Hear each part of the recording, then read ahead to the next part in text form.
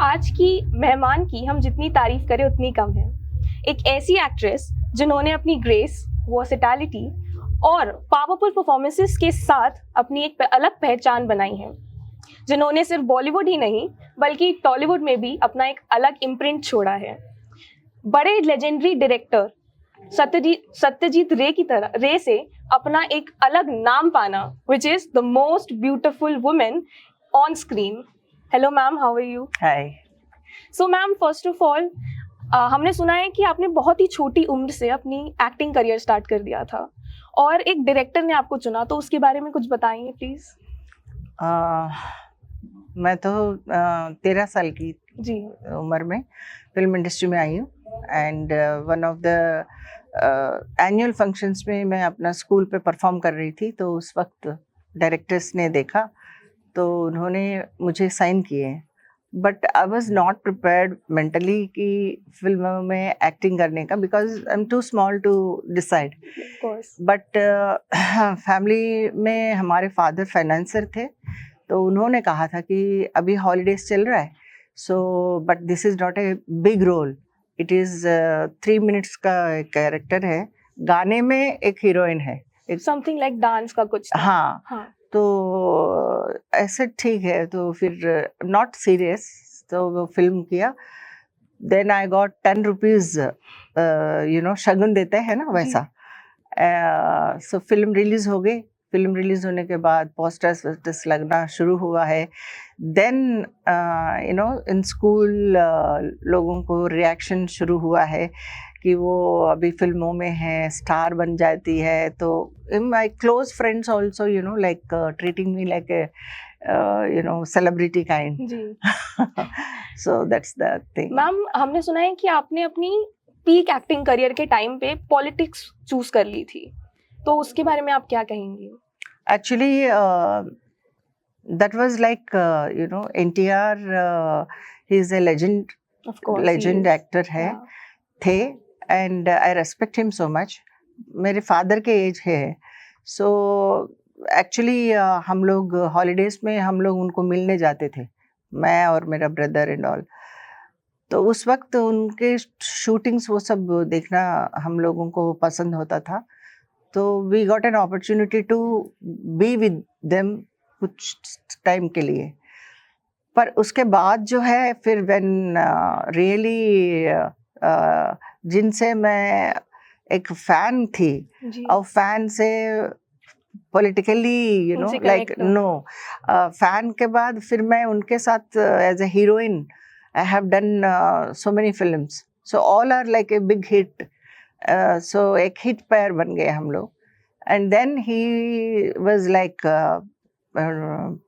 he's a politically he started a party है, that is उसके बाद फिर when he wanted me for the campaigning, तो so one phone call made me to come into politics.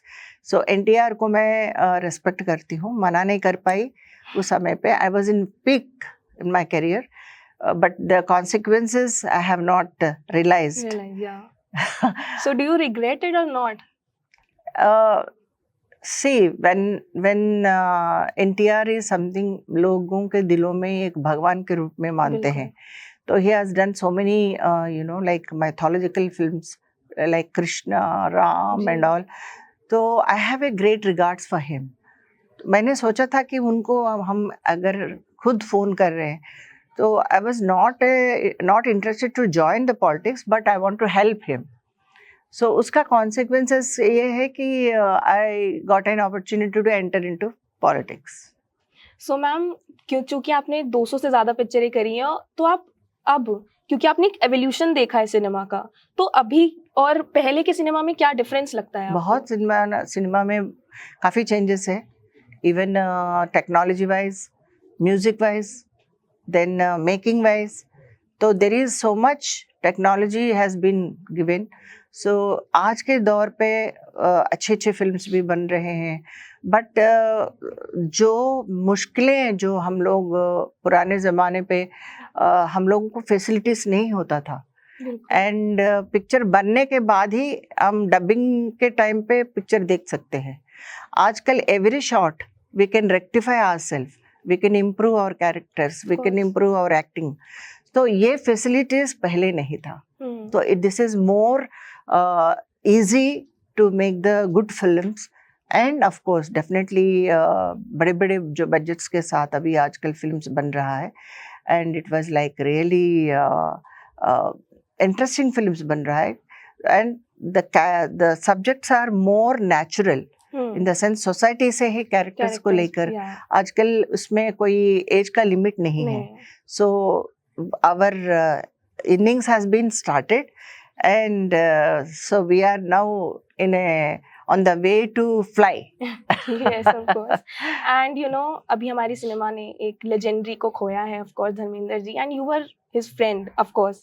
So any memory you want to share हमारी audience के लिए? नहीं, मतलब मैं फ्रेंड के ज़्यादा मैं उनको वो like he is a more like I respect him because he is a very senior. And उनके जो शख्सियत है हम बातों में नहीं कह सकते हैं. उनका महान ह्यूमन बीइंग है, he is a very good human being, and उनसे हमने बहुत कुछ सीखा है जी. और उनके जो नेचर है कि बहुत हम्बल रहते हैं. इतने लेजेंड होने के बाद भी इतने सारे films, I think I have done 16 to 17 films with him. तो अभी भी मैं 3 महीने पहले उनसे उनके घर पे मिली और 2-3 घंटे हमारे साथ बैठे थे. बहुत कुछ कहानियाँ बताते थे, and inside he is a different man of. वो तो शायरी बहुत मतलब पल पल पे वो शायरी बताते हैं, एंड वेरी ह्यूमरस नेचर है. तो हम कभी सोचा ही नहीं है कि इतनी जल्दी वो हमसे दूर हो जाएंगे.